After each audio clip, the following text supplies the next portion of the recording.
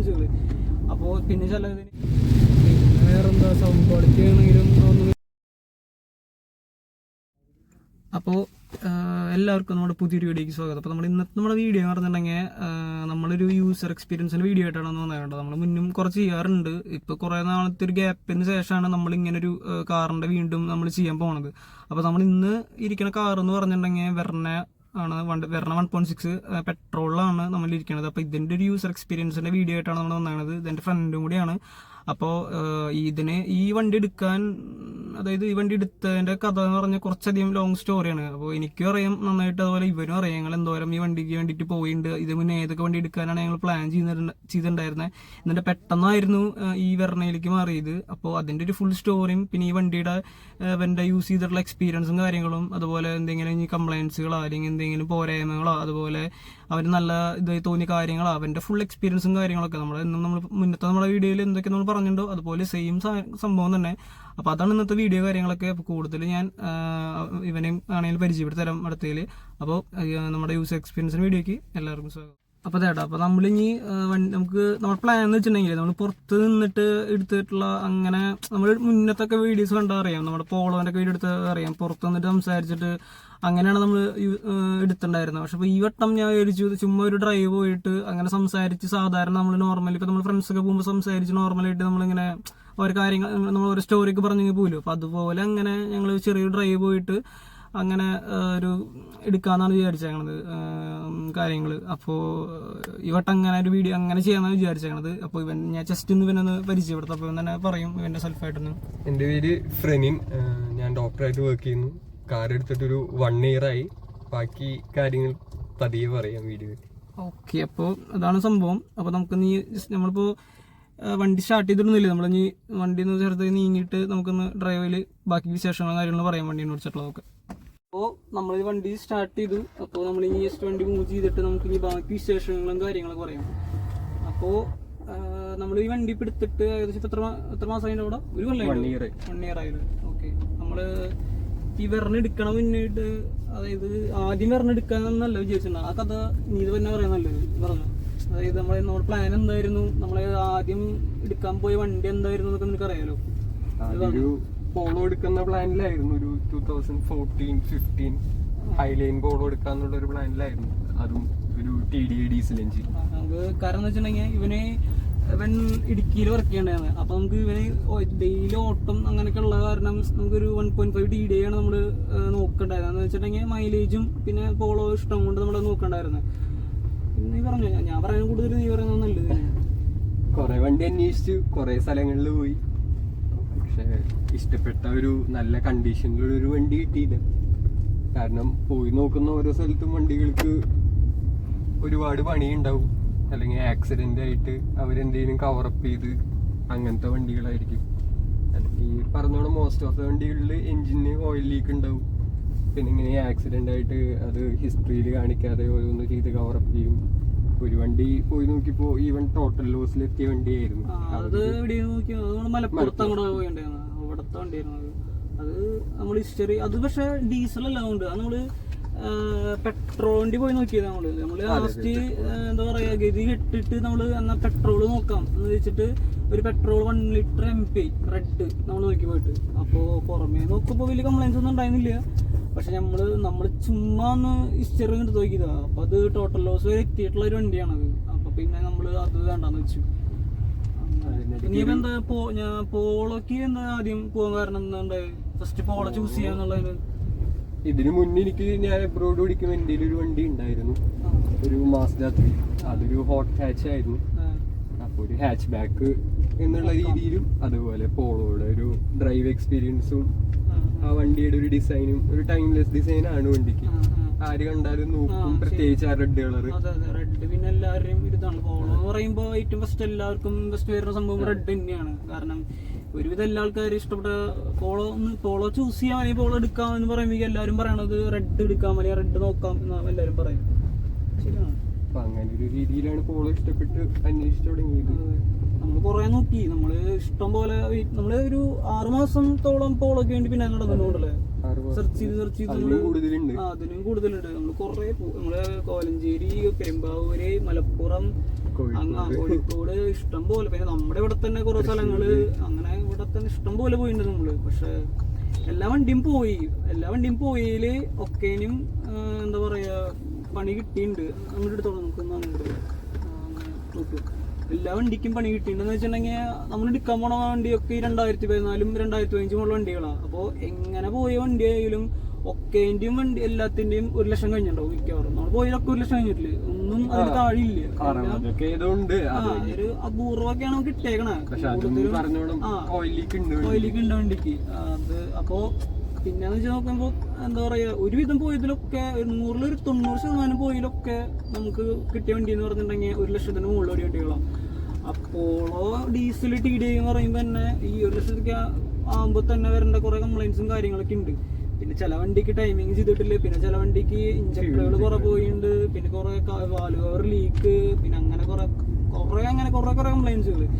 അപ്പോൾ പിന്നെ ചിലതിന് എന്താ പറയാ ഇടിച്ചിട്ട് അവര് റേഡിയേറ്റർ സപ്പോർട്ടൊക്കെ ഇടിച്ചിട്ട് ഉടായ്പ പരിപാടി സെറ്റ് ചെയ്ത് അങ്ങനെ കുറെ സംഭവങ്ങളൊക്കെ ആയിട്ട് കുറെ പണി കിട്ടിയിട്ടുണ്ട്. നമ്മൾ ഫുള്ള് നോക്കി എന്താ പറയാ അങ്ങനെ. അതുകൊണ്ടൊക്കെയാണ് നമ്മൾ പിന്നെ ആ വണ്ടി വേണ്ടെന്ന് വെച്ചാൽ. നമുക്ക് ഓടിപ്പോയിട്ട് പെട്രോളോ എന്ന് പറഞ്ഞാൽ അതായത് പോളോ TDI നമുക്ക് ഇങ്ങനെ എടുത്ത് ചാടി പോയി എടുക്കാൻ പറ്റില്ല. ഡീസൽ വണ്ടി എയറിന് അതെന്ന് അറിയാലോ, ഒരു വണ്ടി പോളോ ഡീസൽ എടുത്തു കഴിഞ്ഞാൽ പിന്നെ അതിനൊരു പണി വന്നിട്ടുണ്ടെങ്കിൽ അതും പിന്നെ തൂങ്ങാന്ന് പറഞ്ഞാൽ ഭയങ്കര, പ്രത്യേകിച്ച് ജർമ്മൻകാരാണ്. ഒന്നാമത് അതിന് പാർട്സ് കിട്ടാനും അതുപോലെ അതിന്റെ മെയിൻ്റെനൻസ് ഒക്കെ നല്ല രീതിയിൽ പൈസയാണ്.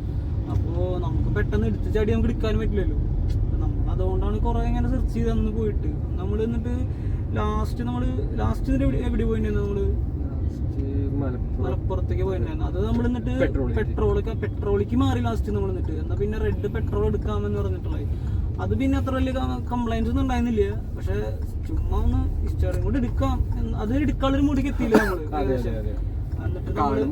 കണ്ടീഷനാണ്, നൈസ് ലുക്കാണ്, റെഡ് ആണ്, ഓക്കെ ആണ്. ആ വണ്ടി ഓണർ പറഞ്ഞത് നമ്മുടെ അടുത്ത് എന്തോ ഉപയോഗിക്കാൻ ഇല്ല. അപ്പൊ അങ്ങനെ ലെവലെത്തി. ഞാൻ പറഞ്ഞു നമുക്കൊരു ഹിസ്റ്ററിയും കൂടെ ഒന്ന് എടുത്തിട്ട് നമുക്ക് ബാക്കി കാര്യങ്ങൾക്ക് ഫോർവേഡ് ചെയ്യാം എന്ന് പറഞ്ഞതാണ്. അപ്പൊ ഞാൻ ഹിസ്റ്ററി എടുത്ത് നോക്കിയപ്പോ ഇതിങ്ങനെ അവസ്ഥ, ടോട്ടൽ ലോസ് ആയി. ആ ഒരു ഇതിത്തേക്കണം.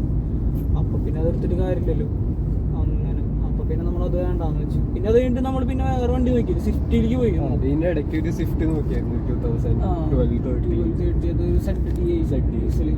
പിന്നെ അന്ന് അത് നോക്കാൻ മേടിച്ചു. അതും വലിയ കരക്കേടില്ലാത്ത വണ്ടിയാണ്, നമ്മുടെ 1.3 ഡീസൽ. അതാണെങ്കിൽ നല്ല മൈലേജും ഉണ്ട്, കുഴപ്പമില്ല. ഒരു ഫുൾ ഓപ്ഷൻ കിട്ടിയ നമുക്ക്. പക്ഷെ അതും ചുവായില്ല. അതും പോയപ്പോ കുറച്ച് കംപ്ലൈൻസും കാര്യങ്ങളൊക്കെ ഉണ്ട്.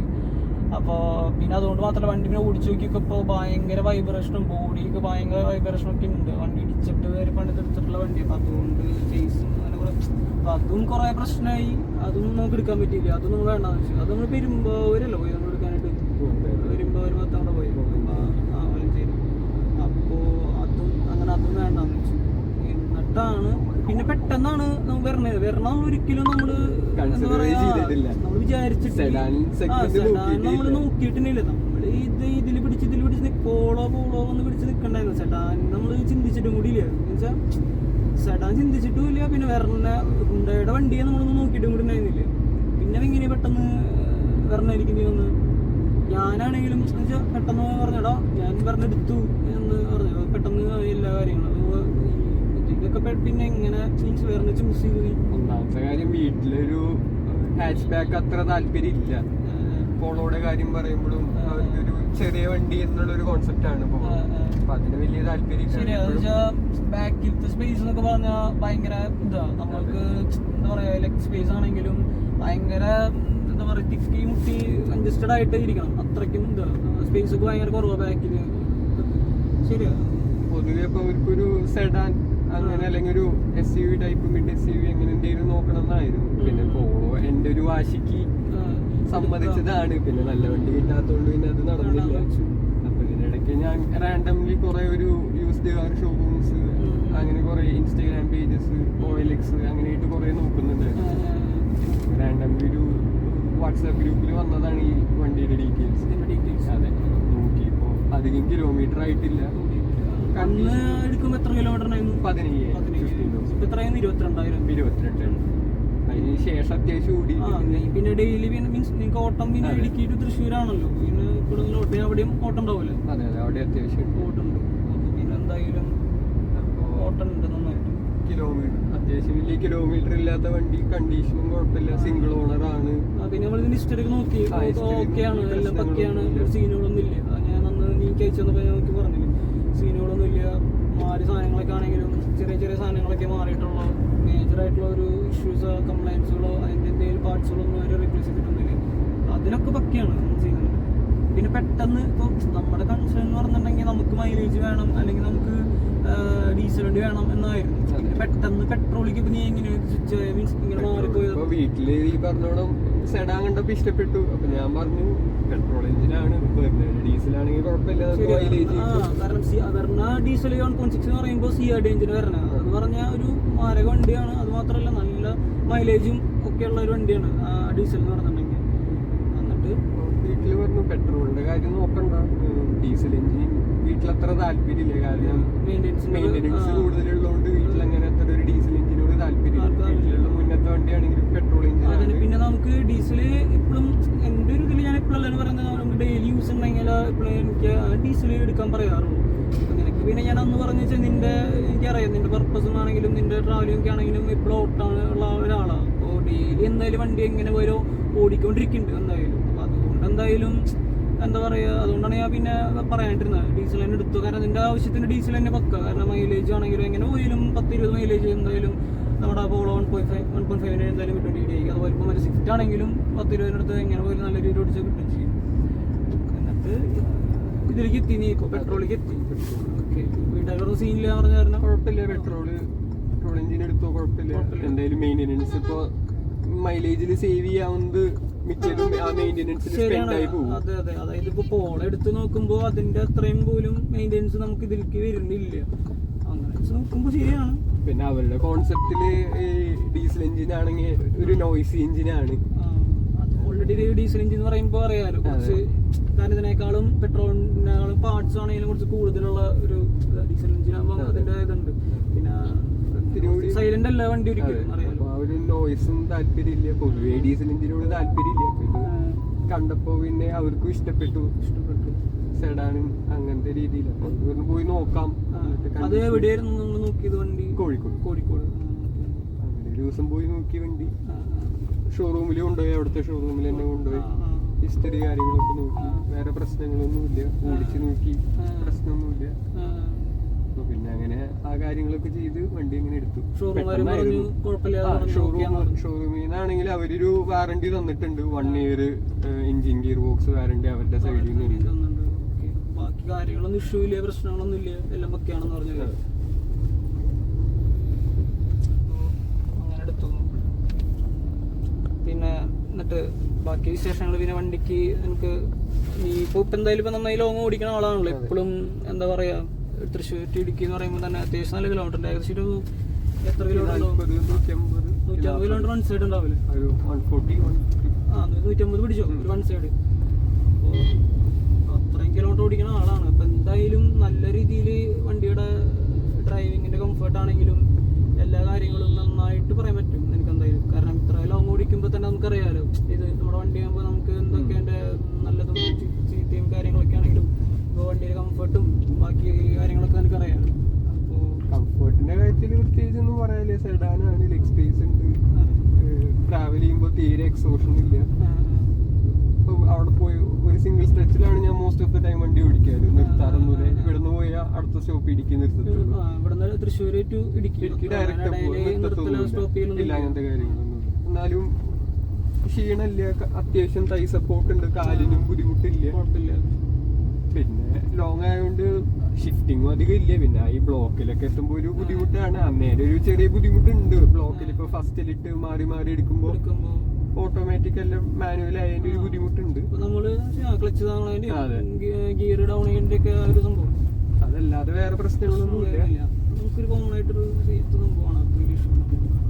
മൈലേജ് എങ്ങനെയുണ്ട്? മൈലേജ് അതായത് ഇപ്പൊ ഞാൻ എന്താ ചോദിച്ചാൽ നമ്മള് ഡീസല് മൈലേജ് നോക്കി നടന്ന ആളാണ് നമ്മള്. എന്നിട്ടാണ് പെട്രോളിലേക്ക് പോയി. അപ്പൊ ആ ഒരു പെട്രോളിന്റെ മൈലേജ് എനിക്ക് എങ്ങനെ കിട്ടുന്നുണ്ട്? മൈലേജ് എന്ന് പറഞ്ഞാൽ നമുക്ക് ഷോർട്ട് കമ്മ്യൂട്ട് ആണെങ്കിൽ മൈലേജ് ഭയങ്കര കുറവാണ്. അതായത് സിറ്റിയിലോട്ടൊരു 2-3 കിലോമീറ്റേഴ്സ് ഓടിക്കാനാണ് നമ്മൾ വണ്ടി ഇറക്കുന്നതെങ്കിൽ മൈലേജ് ഭയങ്കര കുറവാണ്. ഒരു ഇവിടുത്തെ ബമ്പർ ടു ബമ്പർ ട്രാഫിക് ആണെങ്കിൽ എനിക്ക് തോന്നുന്നു ഒരു 8 കിട്ടത്തുള്ളൂ. അന്നേരം കുറച്ചും കൂടി റിലാക്സ്ഡ് ആയിട്ട് ഡ്രൈവ് ചെയ്യാണ്. ഒരു ലോങ് ഒക്കെ ഹൈവേ പിടിച്ച് പോവാണെങ്കിൽ ഞാൻ ഇവിടുന്ന് പോകുമ്പോ ഒരു അങ്കമാലി വരെ NH ആണ്. അപ്പൊ വലിയ ട്രാഫിക് ഇല്ലാത്ത ടൈമിൽ ഞാൻ പോകുമ്പോൾ എനിക്കൊരു 18 മൈലേജ് കിട്ടുന്നുണ്ട്. 18 കിട്ടുന്നുണ്ട് ഹൈവേ. അപ്പൊ ഞാൻ പോയിട്ട് സിംഗിൾ പാസഞ്ചർ ആയിട്ട് ഇടുക്കി പോകുമ്പോ എനിക്ക് പോകുമ്പോഴും വരുമ്പോഴും ഒരു 14-15 മൈലേജ് കിട്ടും. ഹൈ റേഞ്ചും അത്യാവശ്യം കുഴപ്പമില്ല. ഇപ്പൊ അത് എല്ലാ ടെറൈനും ഓടിക്കുന്നുണ്ട്. ഇപ്പൊ എന്താ പറയാ, സിറ്റിയിൽ ഓടിക്കുന്നുണ്ട്, ഹൈവേ ഓടിക്കുന്നുണ്ട്, ഹൈ റേഞ്ച് കയറുന്നുണ്ട്. അതെ, അങ്ങനെ എല്ലാ ടെറൈനും ഓടിച്ചിട്ടും 15 മൈലേജ് കിട്ടുന്നുണ്ട്. കിട്ടും പറയുമ്പോ തന്നെ ഓക്കെയാണ്. ആകെ പ്രശ്നം എന്താന്ന് വെച്ചാൽ അവിടെ ഹൈ റേഞ്ചിൽ ഓടിക്കുമ്പോ ലോങ് പോകുന്നില്ല. ഒരു 2-3 കിലോമീറ്റേഴ്സ് കമ്മ്യൂട്ട്, ഷോർട്ട് കമ്മ്യൂട്ട് ആണെങ്കിൽ എനിക്കൊരു 9-10 കിട്ടുന്നുള്ളൂ. അറ്റ് ദ സെയിം ടൈം ഒരു 10-15 കിലോമീറ്റേഴ്സ് ഡ്രൈവ് ആണെങ്കിൽ 12-13 ഒക്കെ കിട്ടുന്നുണ്ട്. 1-3 വരെ ഗിയറുകളിൽ മൈലേജ് കുറവാണ്. അപ്പൊ ഈ ഷോർട്ട് കമ്മ്യൂട്ട് ആണെങ്കിൽ ആ ഗിയറിലാണ് പോകുന്നത് വണ്ടി. അപ്പൊ ഭയങ്കര മൈലേജ് ഷോർട്ട് വരുന്നത്. ഈ ലോങ് ഒക്കെ പോകുമ്പോഴേ ഇപ്പൊ നമ്മുടെ വണ്ടി ഇപ്പോ ടർബോ ഇല്ലാത്ത വണ്ടിയാണല്ലോ, നാച്ചുറലി സ്പ്ലിറ്റഡ് ആണ് നമ്മുടെ വണ്ടി തന്നെയാണല്ലോ. അപ്പൊ അതുകൊണ്ട് ഇങ്ങനെ വണ്ടി ഇപ്പോ എന്താ പറയാ ഓടിക്കുമ്പോ വല്ല ലാഗ് ഫീൽ ചെയ്യും, അല്ലെങ്കിൽ ഡൗൺ ചെയ്തിട്ട് നമുക്ക് വീണ്ടും എടുക്കുമ്പോ അങ്ങനത്തെ ഒരു ഇഷ്യൂ എന്തെങ്കിലും തോന്നാറുണ്ടോ? ലാഗ് ഇതുവരെ തോന്നിയിട്ടില്ല. ലാഗ് ഇഷ്യൂസ് ഒന്നും തോന്നിയിട്ടില്ല. പ്രശ്നങ്ങളൊന്നും തോന്നിയിട്ടില്ല. NH പോകുമ്പോ അങ്ങനെ പ്രശ്നമില്ല. ഓവർടേക്ക് ചെയ്യാനാണെങ്കിലും ലാഗും കാര്യങ്ങളും ഒരു ടർബോന്റെ ഒരു ഫോൾട്ട് ആയിട്ട് അല്ലെങ്കിൽ അതിന്റെ ഒരു ആവശ്യം 1.6 ലിറ്റർ എഞ്ചിൻ ആയതുകൊണ്ട് അങ്ങനെ ഒരു പവർ ഇനിയും വേണം വണ്ടിക്ക് എന്ന് തോന്നിയിട്ടില്ല. ഒരുപാട് ഇനി അങ്ങോട്ട് പുഷ് ചെയ്യണം അല്ലെങ്കിൽ കുറച്ചും കൂടി ഉണ്ടെങ്കിൽ നന്നായിരുന്നു എന്ന് തോന്നിയിട്ടുണ്ടായിരുന്നു. അത്യാവശ്യം ഈ എഞ്ചിന് പവർ ഉണ്ട്. കൂടുതൽ ആവശ്യം തോന്നിയില്ല. ഞാനാണെങ്കിലും ഓടിക്കുമ്പോൾ മാക്സിമം ഒരു 5000 RPM വരെയൊക്കെ പോയിട്ടുള്ളൂ. അതിന് മേലെ പുഷ് ചെയ്തിട്ടില്ല വണ്ടി. എങ്ങനെയാ നമുക്ക് ഇപ്പൊ ഞാനാണെന്ന് കഴിച്ചാൽ അത്യാവശ്യം വണ്ടി നല്ല രീതിയിൽ പുഷ് ചെയ്ത് നന്നായിട്ട് അങ്ങനെ ഓടിച്ച ഒരാളാണ് വെച്ചാൽ എപ്പോഴല്ല നമുക്ക് നല്ലൊരു ഓപ്പൺ റോഡ് കിട്ടുകയാണെങ്കിൽ അങ്ങനത്തെ ഒരു ഇതുള്ള ആളാണ്. അപ്പൊ ഞാനിപ്പോഴും നന്നായിട്ട് വണ്ടി എപ്പോഴും ഭയങ്കരമായിട്ട് പുഷ് ചെയ്തും അല്ലെങ്കിൽ നല്ലൊരു അത്യാവശ്യം സ്പീഡില് അങ്ങനെ ഒരു നീ ഇപ്പൊ ഇങ്ങനെ ഭയങ്കര സൈലന്റ് ആയിട്ട്, അതായത് ഇത്ര ചെറുതായിട്ട് ഇങ്ങനെ എനിക്ക് അത്ര എന്താ പറയാ തിക്കും തിരക്കില്ല, അല്ലെങ്കിൽ വണ്ടി ഒരുപാട് പുഷ് ചെയ്യണ്ട, സമാധാനമായിട്ട് പോവാം. അങ്ങനെ ഓടിക്കാറുള്ളൂ, അധികം പുഷ് ചെയ്യാറില്ല. പിന്നെ ഒരു ഹൈവേ ക്രൂസിങ് ഒരു 90-100 ഹൈവേ ക്രൂസ് ചെയ്യും. ഹൈ റേഞ്ച് ഒക്കെ പോകുമ്പോൾ ഒരു 60-70s. ഹാൻഡ്ലിംഗിൽ അങ്ങനെ പ്രശ്നങ്ങളൊന്നും തോന്നിയിട്ടില്ല. വണ്ടിക്ക് compared to hatchback length ഇത്തിരി കൂടുതലുള്ളതുകൊണ്ട് ആ ടേണിംഗ് റേഡിയസ് നോക്കി എടുക്കണം എന്നുള്ളൂ. ഹാച്ച് ബാക്ക് എടുക്കുന്ന പോലെ എടുത്താൽ ബാക്ക് സൈഡ് തട്ടും വണ്ടിയുടെ. നമ്മളൊരു കുറച്ച് ഓടിച്ചു കഴിഞ്ഞാൽ തീരാന്ന് സെറ്റ് ആകും. 2-3 വട്ടം ഓടിച്ചു കഴിഞ്ഞാൽ പിന്നെ നമുക്കൊക്കെ അത് നമ്മുടെ കറക്റ്റ് നമ്മുടെ ഇതിലേക്ക് പ്രശ്നങ്ങൾ ആ ഒരു ഇഷ്യൂസ് പവർ ലാഗ് അങ്ങനെയൊന്നും ഫീൽ ചെയ്തിട്ടില്ല. എന്നിട്ട് ഇനി ഇപ്പൊ വണ്ടി മേടിച്ചല്ലോ, മേടിച്ചു കഴിഞ്ഞിട്ട് എനിക്ക് എന്താ പറയാ എന്തെങ്കിലും കംപ്ലൈൻസുകൾ എന്തെങ്കിലും നിലവിലുണ്ടായിരുന്നു? ഒരു കംപ്ലൈൻസ് ഉണ്ടായിരുന്നില്ല വണ്ടി കിട്ടിയപ്പോ? വണ്ടി കിട്ടി കഴിഞ്ഞ് ഞാൻ അന്നേരം ഓടിക്കുമ്പോ അങ്ങനെ ശ്രദ്ധിച്ചിട്ടുണ്ടായിരുന്നില്ല. പക്ഷെ വണ്ടിയുടെ സ്റ്റിയറിംഗ് മോട്ടറിന് ഒരു ഇഷ്യൂ ഉണ്ടായിരുന്നു. അത് നിർത്തിയിട്ട് തിരിക്കുമ്പോഴാണ് പ്രശ്നം. അതങ്ങനെ ശ്രദ്ധിച്ചിട്ടുണ്ടായിരുന്നില്ല. ചിലപ്പോ അത് കഴിഞ്ഞിട്ടാവും വന്നിട്ടുണ്ടാവുക. വന്ന ശേഷം ഞാൻ ഓടിച്ചു നോക്കിയപ്പോഴേ, ഞാൻ വണ്ടി മേടിച്ച് തിരിച്ചു വരുമ്പോഴേ ആ സൗണ്ട് നോയ്സ് ഞാൻ ശ്രദ്ധിച്ചായിരുന്നു. ഇങ്ങനെ ഒരു ഇതുണ്ട്. പിന്നെ ഷോറൂമിൽ കൊണ്ടുപോയി ചെക്ക് ചെയ്തപ്പോൾ പറഞ്ഞു സ്റ്റിയറിംഗ് മോട്ടോറിന്റെ കംപ്ലൈന്റ് ആണ്. അത് റീപ്ലേസ് ചെയ്യാൻ സർവീസ് ചെയ്തായിരുന്നു. ഇതിന്റെ ഇടയ്ക്ക് ഒരു സർവീസ് ഓൾറെഡി ഇവര് ഷോറൂമിൽ നിന്ന് ചെയ്തെന്നാ പറഞ്ഞത്. അന്നേരം വണ്ടിയുടെ എഞ്ചിൻ ഓയിൽ ഒന്നും മാറ്റിയിട്ടുണ്ടായിരുന്നില്ല. അപ്പൊ ഞാൻ ഈ മോട്ടോറിന്റെ കംപ്ലൈന്റ് ഉള്ളതുകൊണ്ട് അത് ചെക്ക് ചെയ്യാൻ കയറ്റിയപ്പോ അങ്ങനെ ഒരു റുട്ടീൻ സർവീസ് പോലെ സർവീസ് ചെയ്തു. 18,000 കിലോമീറ്റർ. ഓയിൽ ഫിൽറ്റർ പ്രോപ്പർ സർവീസിന്റെ കാര്യങ്ങളൊക്കെ ചെയ്തു. പിന്നെ ഒരു ഡീകാർബണൈസേഷൻ പറഞ്ഞിട്ട് എഞ്ചിന്റെ ഒരു ഇത് ചെയ്തു. അവര് റെക്കമെൻഡ് ചെയ്തതാണ്. വണ്ടി എടുത്തിട്ട് ഇത്ര നാളായിട്ട് ചെയ്തിട്ടുള്ള ഇത്രയും ഇയേഴ്സ് ആയതുകൊണ്ട് അത് ചെയ്തു. മോഡൽ വരുന്നത് 2018 മോഡല്. അപ്പൊ അതും ചെയ്തു. പിന്നെ അതിന്റെ കൂടെ അണ്ടർ ബോഡി പെയിന്റിങ് ചെയ്തു. മഴയൊക്കെ വരുന്നുണ്ട്, റസ്റ്റും കാര്യങ്ങളൊക്കെ ഒരു തടയാനും. അപ്പൊ സർവീസും കാര്യങ്ങളൊക്കെ എങ്ങനെയാ തോന്നുന്നത് നിനക്ക്? സർവീസ് സെന്റർ നല്ല ഫ്രണ്ട്ലി ആയിട്ടാണ് ഇവിടുത്തെ സർവീസ് സെന്ററിൽ ചെയ്തത് കാര്യങ്ങൾ. കാര്യങ്ങൾ ഇപ്പൊ നമ്മള് വണ്ടി രാവിലെ ബുക്കിംഗ് ബേസിലാണ് ചെല്ലുന്നത്. രാവിലെ ബുക്ക് ചെയ്തു, തലേദിവസം ബുക്ക് ചെയ്തു, രാവിലെ ടൈമിന് എത്തി. അപ്പൊ തന്നെ ഒരു സർവീസ് ഏജന്റ് വന്നു. വണ്ടി കംപ്ലൈന്റ്സ് എന്തെങ്കിലും ഉണ്ടോ എന്ന് ചോദിച്ചിട്ടുണ്ടെന്ന് പറഞ്ഞപ്പോ വണ്ടി ഡ്രൈവിന് കൊണ്ടുപോയി. അവര് കംപ്ലൈന്റ്സ് നോക്കി, അത് കഴിഞ്ഞ് അവര് പറയാന്ന് ഇൻഫോം ചെയ്യാന്ന് പറഞ്ഞു. എന്നിട്ട് അവര് വാട്സാപ്പില് നമുക്കൊരു എസ്റ്റിമേറ്റ് അയച്ചു.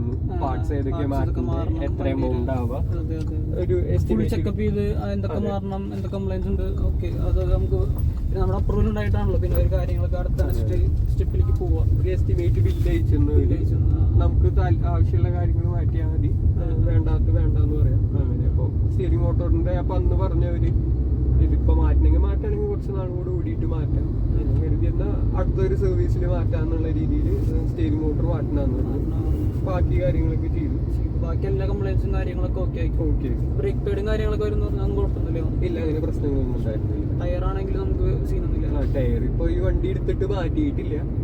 ടയർ കിലോമീറ്റേഴ്സ് കുറവാണെങ്കിലും ഈ വണ്ടിയുടെ ഇയറിന്റെ വെച്ച് നോക്കുമ്പോൾ നമുക്ക്, അതായത് ഇപ്പൊ ഒരു ടയറിന് 3 കൊല്ലമാണ് നമുക്ക് ഇയർ വരണത്. ഇപ്പൊ 2018 വണ്ടി ഇപ്പൊ കഴിഞ്ഞിട്ട് ഇപ്പൊ എത്ര കൊല്ലായി? 3 കൊല്ലമൊക്കെ കഴിഞ്ഞു പോയല്ലോ. ആ വണ്ടി മേടിച്ചപ്പോൾ ടയറാണ് ഇപ്പൊ നിലവിൽ കിടക്കുന്നത്. സ്റ്റോക്ക് ടയറാണ്. അപ്പൊ ആ ടയർ ചിപ്പായി പോയിട്ടുണ്ട്. അപ്പൊ ടയർ എന്തായാലും മാറാം, കാരണം ഇത്രയും കൊല്ലായി. 2018 കഴിഞ്ഞിട്ട് ഇപ്പൊ 25 26 ടയർ നോയ്സ് വരും. അപ്പൊ എന്ന് വെച്ചാൽ അത് പിന്നെ അതൊക്കെ ഹാർഡായിട്ടും പിന്നെ അതിൻ്റെതായിട്ട് കംപ്ലൈന്റ്സും കാര്യങ്ങളൊക്കെ വരുമല്ലോ. മാക്സിമം 3 കൊല്ലം 4 കൊല്ലമൊക്കെയാണ് ശരിക്കും ഒരു പുതിയൊരു ടയർ എടുത്തിട്ട് ഇത് ചെയ്യേണ്ട ഒരു ടൈം പീരീഡ്. അതാ 3 കൊല്ലമൊക്കെയാണ്. അത് കഴിഞ്ഞ് പിന്നെ നമ്മൾ ടയർ എന്താ അവസ്ഥ നോക്കിയിട്ട്, ഇപ്പൊ നമുക്ക് ഓടാത്ത വണ്ടിയാണെന്ന് പറഞ്ഞിട്ട് കാര്യമില്ലല്ലോ. ടയറിന്റെ കംപ്ലൈന്റ്സും ഇതൊക്കെ ഇതായിണ്ടാവും. അപ്പോൾ ടയർ ഇപ്പോൾ പെട്ടെന്ന് പറഞ്ഞോ ഇങ്ങനെ എന്താ ചെയ്യണം? നീ ടയർ മാറാനുള്ള പ്ലാൻ ഉണ്ട്? ഇനി അടുത്തൊരു ടയർക്ക് എന്തായാലും ഈ സ്റ്റിയറിംഗ് മോട്ടോറിന്റെ കാര്യങ്ങൾ നോക്കണം. പിന്നെ അടുത്തൊരു സർവീസ് ഇപ്പോ കഴിഞ്ഞ സർവീസ് കഴിഞ്ഞിട്ട് ഒരു 5000 കിലോമീറ്റേഴ്സ് ആയി ഡിസംബറിൽ. അല്ലെങ്കിൽ എത്ര സർവീസിലാണ് അവർ പറഞ്ഞത്? 1 ഇയർ അല്ലെങ്കിൽ 10,000. ഇപ്പൊ അത് കഴിഞ്ഞിട്ട് 5000 ഓടിച്ചു. അപ്പൊ ഒരു 5000 ഓൾമോസ്റ്റ് ആയി. പിന്നെ എന്തായാലും പെട്ടെന്നാവും, കാരണം ഈ നല്ല ഓട്ടമുള്ള കാരണം നിനക്ക് എന്തായാലും എന്താ പറയാ കിലോമീറ്ററുകൾ പെട്ടെന്ന് കൂടുമല്ലോ. ഇത്രയും ഇതുള്ളതുകൊണ്ട് കിലോമീറ്റർ 300 കിലോമീറ്ററിനെ ഒരു ഇതിൽ തന്നെ പോകുന്നുണ്ടല്ലോ നീ. ഇടുക്കി ടു തൃശ്ശൂർ പോകണമുണ്ട്. പിന്നെ കിലോമീറ്റർ നന്നായിട്ട് അങ്ങനെ പോകുന്നു. പിന്നെ ഇപ്പോൾ കോൾ എടുക്കാണ്ട് ഇപ്പൊ നീ എടുത്തൂലോ. അപ്പോൾ എന്തെങ്കിലും ഒരു എന്താ പറയാ റിഗ്രറ്റ് തോന്നേ? അല്ലെങ്കിൽ റിഗ്രറ്റ് തോന്നുന്നു. പോളോ എന്ന് പറഞ്ഞാൽ നമുക്കൊരു ഡ്രീം കാർ പോലെയാണ്. അപ്പൊ പുറമേ ഒരു റെഡ് പോളോ കാണുമ്പോ നമുക്ക് ഇത് നമ്മൾ നോക്കിയ വണ്ടിയാണ്, ഇതായിരുന്നു നമ്മൾ എടുക്കേണ്ടതായിരുന്നു, അങ്ങനെ ഒരു തോട്ട് വരും. പോളോ കാണുമ്പോ ഒരു ഫീൽ തോന്നാറുണ്ട്. അല്ലാണ്ട് വേറെ സീനൊന്നുമില്ല. വണ്ടി എന്താ ഇഷ്ടപ്പെട്ടു? വേറെ കുഴപ്പങ്ങളൊന്നുമില്ല. കംഫർട്ടാണ്. പക്ഷെ എനിക്ക് ബുദ്ധിമുട്ടുന്ന രീതിയിൽ തോന്നിയത്, ഇപ്പൊ ഞാൻ വേറെ കുറച്ച് കാറുകൾ ഓടിച്ചിട്ടുണ്ട്, എസ്പെഷ്യലി മാരുതിയുടെ കുറച്ച് വണ്ടികൾ ഓടിച്ചിട്ടുണ്ട്. ഇപ്പൊ മാരുതിയുടെ ഗിയർ ബോക്സ് കമ്പയർ ചെയ്ത് നോക്കുമ്പോ ഇതിന്റെ ഗിയർ ബോക്സ് ഇച്ചിരി സ്ലോ ആണ്, ഷിഫ്റ്റുകൾ ഇച്ചിരി സ്ലോ ആണ്. മാരുതിയുടെ ഇപ്പൊ ഫ്രോൺസ് ഓടിച്ചിട്ടുണ്ട്, പിന്നെ വാഗ്നർ, അങ്ങനത്തെ മാരുതിയുടെ വണ്ടികളെല്ലാം ഓടിച്ചിട്ടുണ്ട്. അപ്പൊ അതിന്റെ ഷിഫ്റ്റ് വരുമ്പോ ഇതിന്റെ ഷിഫ്റ്റ് ഇത്തിരി സ്ലോ ആണ് കമ്പയർ ചെയ്യുമ്പോൾ. അത് വെറുതെ ഇങ്ങനെ തട്ടിക്കൊടുത്ത ഷിഫ്റ്റ് ആവും. പക്ഷെ ഇച്ചിരി സ്ലോ ആണ്, ഹാർഡിന്നില്ല, ഷിഫ്റ്റ് നീങ്ങാൻ ഇത്തിരി സ്ലോ ആണ്.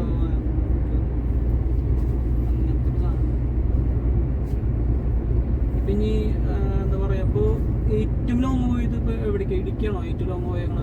ഇടുക്കി, പിന്നെ കാലിക്കട്ട്, അതിനും കൂടുതലൊന്നും പോയിട്ടില്ല. കാലിക്കട്ട്, ഇടുക്കി, എറണാകുളം. ഇടുക്കി ആകുമ്പോ നമുക്ക് അത്യാവശ്യം നമ്മുടെ വണ്ടിയുടെ ഒരു എന്താണെന്നുള്ളത് നമുക്ക് ആ ഒരു ഫീൽ എന്തായാലും ആ ഡ്രൈവിൽ കിട്ടും. കാരണം ഇത്ര കിലോമീറ്റർ നമ്മൾ ഓടിക്കണ കാരണം നമുക്ക് എന്തായാലും വണ്ടിയുടെ ഒരു എന്താ പറയുക ഒരു ശരിക്കുള്ള ഒരു സാധനം നമുക്ക് എന്തായാലും ഫീൽ ചെയ്യും. ഇത്ര കിലോമീറ്റർ ഓടിക്കണതാണ്. എന്തായാലും വലിയ ലോങ് എന്തെങ്കിലും പ്ലാൻ ചെയ്യണ്ട? വലിയ ട്രിപ്പ് എന്തായാലും പ്ലാൻ ഇല്ല. ബാക്കി സ്റ്റഡീസും കാര്യങ്ങളും മറ്റേ സ്റ്റിയറിംഗ് മോട്ടറിന്റെ സാധനം ഓർഡർ ചെയ്തിട്ടുണ്ട്. എത്ര കാരണം പറഞ്ഞത്? 5000 സംതിങ് ആണ് പാർട്സിന്റെ പ്രൈസ് പറഞ്ഞത്. ലേബറൊക്കെ ആകുമ്പോൾ ഒരു 6000 ആവുമെന്നാണ് പറഞ്ഞത്.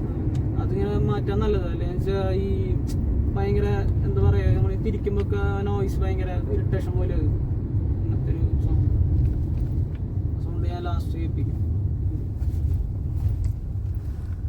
മൈലേജ് ഇപ്പോൾ കുഴപ്പമില്ല, ഒരു 15 കിട്ടുന്നുണ്ട്. അതില് എന്താ ഹൈവേയില് പോകുമ്പോ ഒരു 18 കിട്ടുന്നുണ്ട്.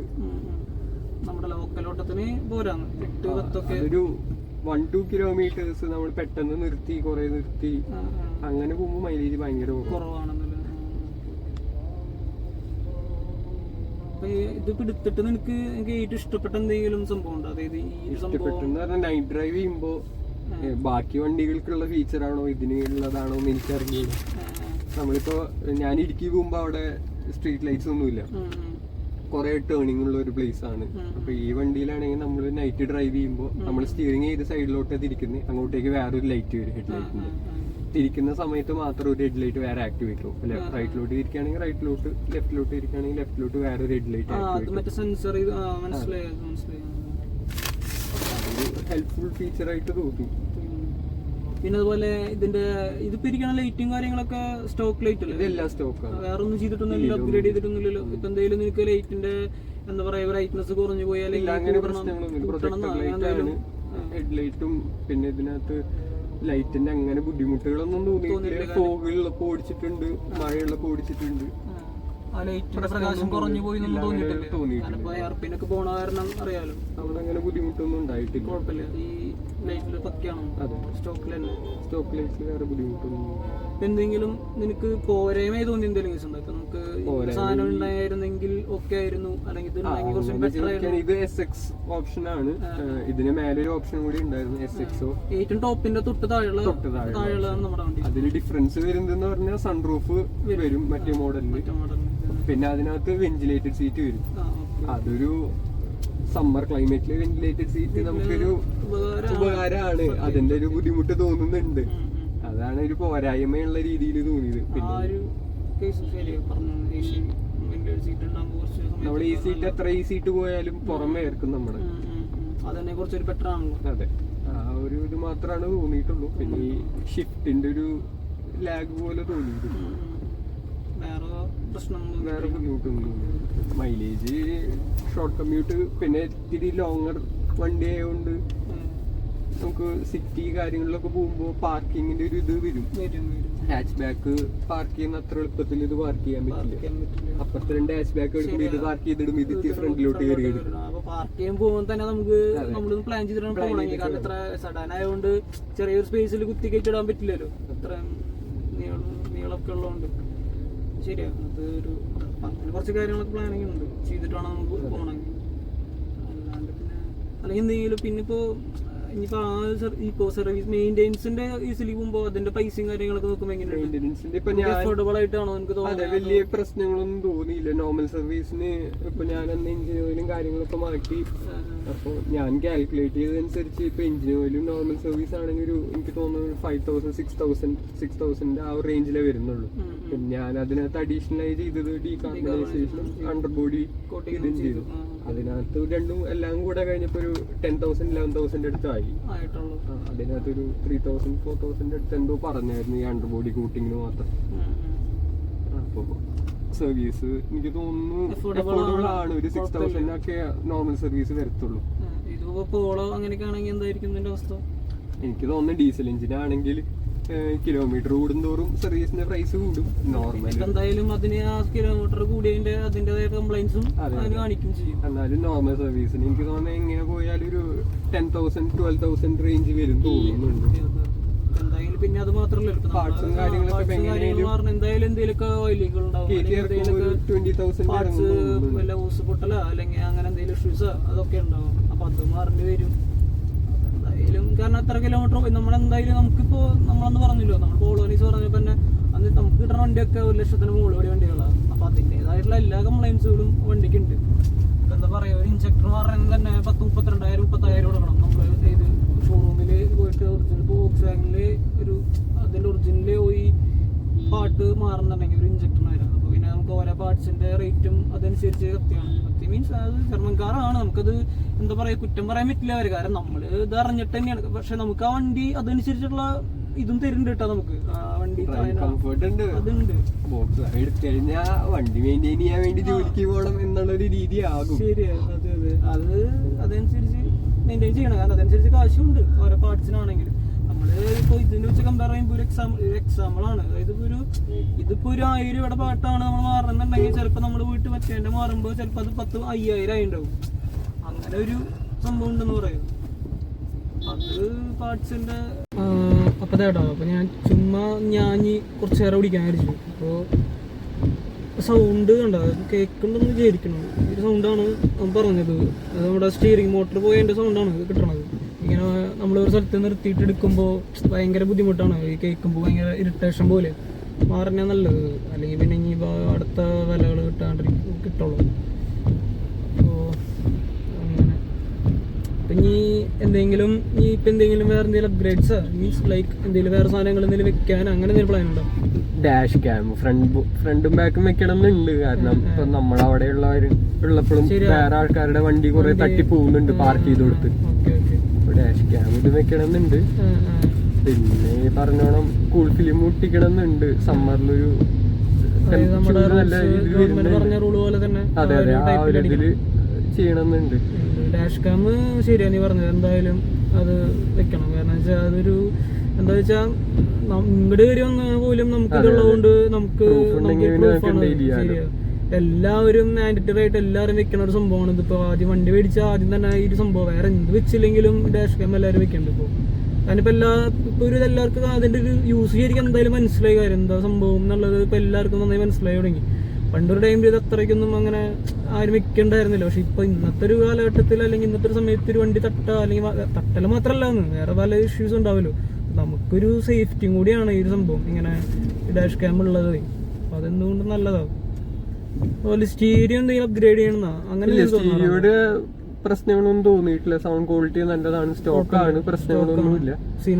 ഇല്ല. ഇതിനകത്ത് ആകെ ഒരു ബുദ്ധിമുട്ട് എന്ന് പറഞ്ഞാൽ നമുക്ക് ഈ ആൻഡ്രോയിഡ് കാർപ്ലേ അല്ലെങ്കിൽ ആപ്പിൾ കാർപ്ലേ വരുന്നത് വയേർഡ് ആണ്, വയർലെസ് ഇല്ല. വയേർഡ് ആണ്. അതിന്റെ ഒരു ഇഷ്യൂ മാത്രമേ ഉള്ളൂ. നമ്മൾ കേറുമ്പോ എല്ലാവട്ടും ഫോൺ ആ കേബിൾ കണക്ട് ചെയ്ത് ഇടണം. അത് ഫീച്ചർ കിട്ടണമെങ്കിൽ. അല്ലെങ്കിൽ വേറെ പ്രശ്നങ്ങളൊന്നും ഇല്ല. ഇത് വേറെ മാറ്റാനായിട്ടൊന്നും പ്ലാൻ ഇല്ല. ഇത് തന്നെ മതി ഇല്ല. പിന്നെ ഇന്റീരിയർ ബ്ലാക്ക് ആക്കണം എന്നുണ്ട്. ബീജ് മാറ്റിയിട്ട് ശരിയാ. ഈ ചെളി കാണാനും ബ്ലാക്ക് ഒരു ഒന്നാമത് വൈറ്റ് വണ്ടിയാണ്. അപ്പൊ ഇന്റീരിയർ ഫുള്ള് ബ്ലാക്ക് ഔട്ട് ചെയ്യുമ്പോൾ ഭയങ്കര ലുക്കാണ് കാണാനായിട്ട്. അതൊരു നല്ലൊരു സംഭവം. അപ്പൊ അടുത്തൊരു സെക്ഷനിൽ ഇപ്പൊ ഇന്റീരിയർ ഫുള്ള് ഇനി ബ്ലാക്ക് ആയിട്ട് കാണാം. പെട്ടെന്ന് ചെയ്യണ്ടോ അതോ ഇനി സമയം എടുത്തിട്ടാണ് ചെയ്യണം? ഇപ്പൊ പതൊക്കെ പെട്ടെന്നൊന്നുമില്ല, സാഹചര്യങ്ങളൊക്കെ നോക്കി. അതാണ് ഇപ്പൊ പ്ലാനിലുള്ള കാര്യങ്ങള്. പെട്ടെന്ന് ചെയ്യണം എന്ന് തോന്നിയിട്ടുള്ള സംഭവം അതാണല്ലേ? പെട്ടെന്ന് ചെയ്യുന്നതും ഇപ്പൊ ഈ ഡാഷ് ക്യാം ആണ് അത്യാവശ്യമായിട്ട് തോന്നിയിട്ടുള്ളത്. പറയുകയാണെങ്കിൽ ആദ്യം ഡാഷ് ക്യാം വെച്ചിട്ട് ഇതിലേക്ക് കിടക്കാവുന്ന കുറച്ചുകൂടി ബെറ്റർ. കാരണം ഇതിനേക്കാളും കുറച്ചുകൂടി നമുക്ക് ഏറ്റവും ഇമ്പോർട്ടന്റ് ആയിട്ടുള്ള സംഭവം എന്ന് പറഞ്ഞിട്ടുണ്ടെങ്കിൽ ഡാഷ് ക്യാം തന്നെയാണല്ലോ. അപ്പൊ അത് ആദ്യം ചെയ്യാൻ പ്ലാനിലുള്ളത്. പിന്നെ അത് കഴിഞ്ഞിട്ട് ഈ കൂൾ ഫിലിം അപ്പോഴേക്കും സമ്മർ ആവും. ഈ മഴയൊക്കെ പോയി. ഇപ്പോ റിവേഴ്സ് ഇടുമ്പോ റിവേഴ്സ് ക്യാമറയും കാര്യങ്ങളൊക്കെ ക്ലാരിറ്റി ഉണ്ട്, പ്രശ്നങ്ങളൊന്നുമില്ല. രാത്രി ആണെങ്കിലും ക്ലാരിറ്റി ഉണ്ട്, സെൻസറും കറക്റ്റ് വർക്കിംഗ് ആണ്, പ്രോപ്പറായിട്ട് സീനൊന്നുമില്ല. നല്ല ഹെൽപ്ഫുൾ ആണ്. കാറ് ലെങ്ത് ഉള്ളതുകൊണ്ട് നമുക്ക് ഇപ്പൊ ഞാൻ മോസ്റ്റ് ഓഫ് ദ ടൈം എല്ലാവരും എനിക്ക് തോന്നുന്ന ഒരു പാർക്കിംഗ് സ്പോട്ട് കാണുമ്പോൾ ഫ്രണ്ടാണ് പാർക്കിങ്ങിനകത്തോട്ട് കയറ്റിയിടാന്ന്. പക്ഷെ ഞാനെപ്പോഴും ഈ റിവേഴ്സ് ക്യാമും ഈ സെൻസറും ഉള്ളതുകൊണ്ട് എപ്പോഴും റിവേഴ്സ് ആയിട്ടാണ് പാർക്ക് ചെയ്യുന്നത്. അത് അത്രയും കംഫർട്ടബിൾ ആയതുകൊണ്ടാണ് റിവേഴ്സ് എന്ന രീതിയിൽ പാർക്ക് ചെയ്യുന്നത്. ഇതിപ്പോ ഒരു ഓട്ടോമാറ്റിക് ആണെന്ന് വെച്ചാൽ നീ എടുക്കായിരുന്നു വണ്ടി? ഓട്ടോമാറ്റിക് എനിക്കെന്തോ പണ്ടേ അത്ര ഒരു താല്പര്യം ഇല്ല. മാനുവല് ഓടിക്കണം എന്നാണ് ഒരു ഫീൽ കിട്ടാൻ വേണ്ടി. മാനുവലാണ് ഇഷ്ടം. അതെ അതെ.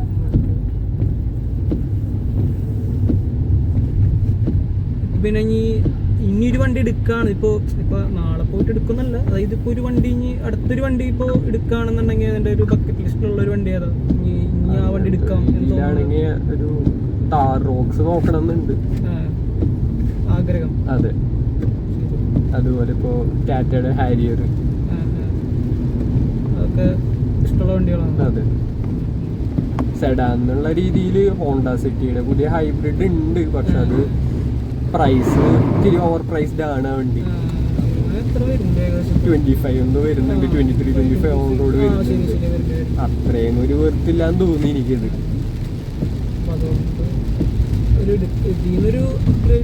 ഉണ്ടെങ്കിൽ തന്നെ താറോസിൽ പോകാൻ താല്പര്യം, എനിക്ക് ഇഷ്ടമുള്ള വണ്ടി അതാണ്. അതെ.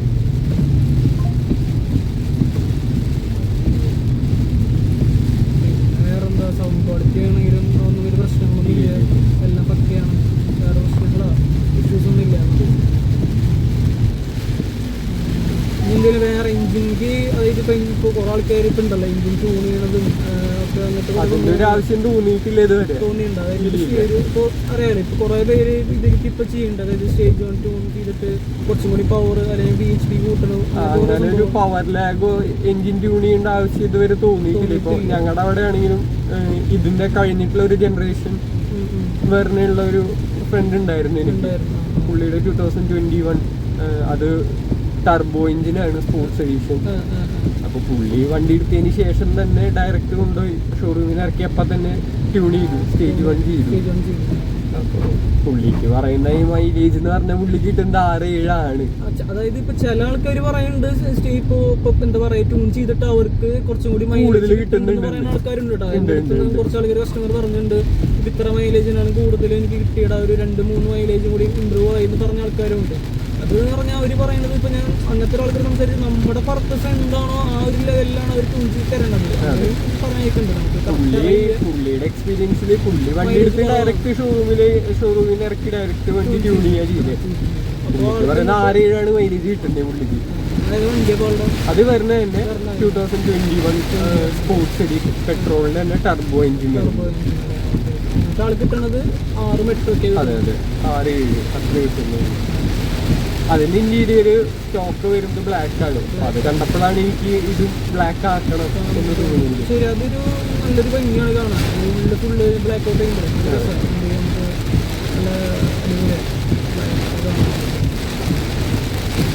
എന്തായാലും ഡാഷ് ക്യാം വെച്ചിട്ട് അതിലേക്ക് പോയാൽ മതി. നമുക്ക് ഏറ്റവും ഫസ്റ്റ് കാര്യം ഇമ്പോർട്ടൻ്റ് ആയിട്ടുള്ള ഒരു കാര്യം ഡാഷ് ക്യാം ആണല്ലോ. എന്തായാലും ഇപ്പൊ ട്യൂൺ ചെയ്യാനും അങ്ങനത്തെ സൈഡിലോട്ടൊന്നും അപ്ഗ്രേഡേഷൻ ചെയ്യാനായിട്ടൊന്നും പോകുന്നില്ല, വേറെ പരിപാടിയൊന്നും ഇല്ല. ഇപ്പൊ വല്ല അലോയി ചെയ്യണമെന്നുണ്ട്. 16 ഇഞ്ച് അലോയ്സ് ആണെന്ന് തോന്നുന്നുണ്ട്, ഒരു 17 ആക്കണമെന്നുണ്ട്. അത് പെട്ടെന്നൊന്നും ഇല്ല, അത് പതുക്കെ പതുക്കെ സ്റ്റെപ്പായിട്ട് ചെയ്യണം. ഏറ്റവും ഫസ്റ്റ് പ്രയോറിറ്റി ഇപ്പൊ നമുക്ക് ഡാഷ് ക്യാമറയാണ്. അതെ അതെ, അത് കഴിഞ്ഞിട്ടുള്ളൂ വേറെ ഉണ്ട്. വീട്ടുകാരാണെങ്കിലും ഹാപ്പിയാണ്. അപ്പൊ ചേട്ടാ, അപ്പൊ ഇതാണ് നമ്മുടെ വീഡിയോയും കാര്യങ്ങളും ഉണ്ടായിരുന്നത്. അത്യാവശ്യം നല്ല ലെങ്ത്തുള്ള വീഡിയോ ആയിരുന്നു. കുറച്ച് കഥകളും കാര്യങ്ങളൊക്കെ നമ്മൾ ഈ വണ്ടി വരണം എങ്ങനെ എടുത്തതെന്നൊക്കെയുള്ള ഫുൾ കാര്യങ്ങൾ പറഞ്ഞിട്ടുള്ള ഒരു യൂസർ റിവ്യൂ ആയിരുന്നു. ശരിക്കും പറയുകയാണെങ്കിൽ ഒരു കഥ പറഞ്ഞു പോണ പോലെ ആയിരുന്നില്ല നമ്മൾ പറഞ്ഞ യൂസർ റിവ്യൂ ആയിട്ട് എനിക്ക് തോന്നിയില്ല. പിന്നെ ഞങ്ങൾ ഫ്രണ്ട്സും കാര്യങ്ങളൊക്കെ ആയിരുന്നു, നമ്മൾ ആ ഒരു വൈബിലാണ് സംസാരിച്ച് പോകണ്ടായിരുന്നത്. എനിക്കും അറിയാം കാര്യങ്ങൾ കൂടുതലും, ഇതിൻ്റെ എന്താ പറയുക വണ്ടി എടുക്കാൻ പോയ കഥ തൊട്ട് ഇതിപ്പോൾ ഈ ഇവിടം വരെ ഉള്ള കഥ ഫുള്ള് എനിക്കും അറിയാം. അപ്പോൾ അതുകൊണ്ട് അങ്ങനെ നമ്മൾ ആ ഒരു സംസാരത്തിലാണ് ശരിക്കും യൂസർ റിവ്യൂ ആയിട്ട് എന്നാലും അതിൽ പറഞ്ഞിട്ടുണ്ട് കാര്യങ്ങളൊക്കെ, അവൻ യൂസ് ചെയ്തിട്ടുള്ള കാര്യങ്ങളും അവൻ്റെ അതൊക്കെ അവൻ പറഞ്ഞിട്ടുണ്ട്. അപ്പോൾ ഇതൊക്കെയാണ് സംഭവം. അത്യാവശ്യം ലെങ്ത്ത് കൂടിയെന്ന് തോന്നുന്നു. ഞാൻ അധികം ലെങ്ത്ത് ആക്കണില്ല വിരിച്ചതാണ്, പക്ഷെ അത് സംസാരിച്ചപ്പോൾ അങ്ങനെ അങ്ങോട്ട് കൂടി. അപ്പോൾ ഇതാണ് സംഭവം. അപ്പോൾ നമ്മുടെ വെർണയുടെ യൂസർ എക്സ്പീരിയൻസ് ഇപ്പോൾ ഇത്രയ്ക്കാണ്, ഇതിൻ്റെ കഥകളും വിശേഷങ്ങളൊക്കെ ഇത്രയ്ക്കാണ്. അപ്പോൾ എല്ലാവർക്കും നമ്മുടെ വീഡിയോ ഇഷ്ടമാണെങ്കിൽ എല്ലാവരും ഷെയർ ചെയ്യാനും ലൈക്ക് ചെയ്യാനും അതുപോലെ സബ്സ്ക്രൈബ് ചെയ്യാനും മറക്കരുത്. പിന്നെയും ഇതുപോലെ ഒരുപാട് വീഡിയോസായിട്ട് നമ്മൾ വരുന്നത്.